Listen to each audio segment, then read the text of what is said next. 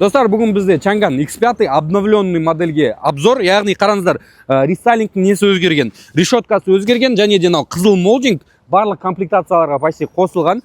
Рестайлингтің тағы бір отличиясының біреуі, люкпен болса да, панорамамен болса да, іші кожаный салон болады. Персиковый цвет, яғни песочный цвет дейді, персиковый. Және де бір-екі кішкентай дизайн жағынан өзгерістер енгізілген, бірақ также мотор жағынан 1.5 турбо, өздеріңіз білетін ең популярный моторлардың біреуі. Бұл самый надежный моторлардың бірі болып табылады. Яғни Blue Core 1.5 рекорд қойылған мотор, және де қорабы также 7 ступка робот болып қалды. Ешқандай ол жақ технический жағынан өзгерістер жоқ деп айтсақ та болады.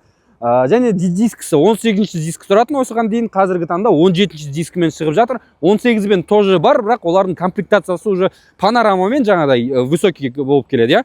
В принципе, басқа өзгерістер жоқ, также бесключевой доступ барлығы бар.